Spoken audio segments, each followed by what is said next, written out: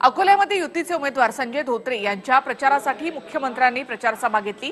या प्रचार सभेमध्ये त्यांनी राहुल गांधींवर जोरदार टीका केली आहे।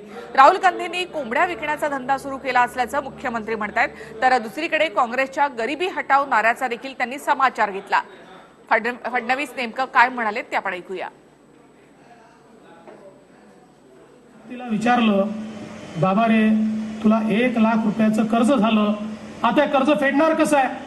तो म्हणाला सोपं आहे, कालच मी कोंबडी आणली आहे, माझ्या कोंबडीला 4 अंडी होतील, मग त्यातनं 4 कोंबड्या निघतील, मग त्यांना 16 अंडी होतील, मग त्यातनं 16 कोंबड्या निघतील, मग त्यातनं 64 अंडी होतील, मग त्यातनं 64 कोंबड्या निघतील, अशा 640 कोंबड्या झाल्या की मी त्या विकून 1 लाख रुपये परत करीन।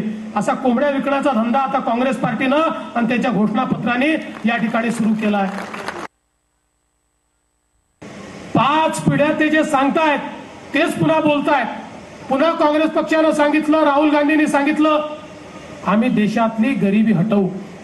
आता तुम्ही बघा, राहुल गांधींचे पणजोबा चांगले होते, पंतप्रधान होते, चांगला व्यक्ती होता, त्यांनी पहिल्यांदा नारा दिला होता गरिबी हटवूचा, हटली नाही, गरिबी वाढली।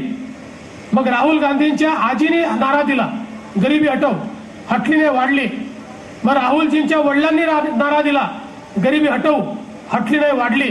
मग राहुलजींच्या आईने नारा दिला गरिबी हटव, हटली नाही, वाढली।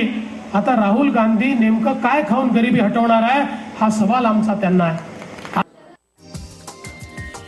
हा व्हिडिओ तुम्हाला आवडला असेल तर असे आणखी व्हिडिओ पाहण्यासाठी TV9चं YouTube चॅनल सबस्क्राइब करा, बेल बटन दाबा।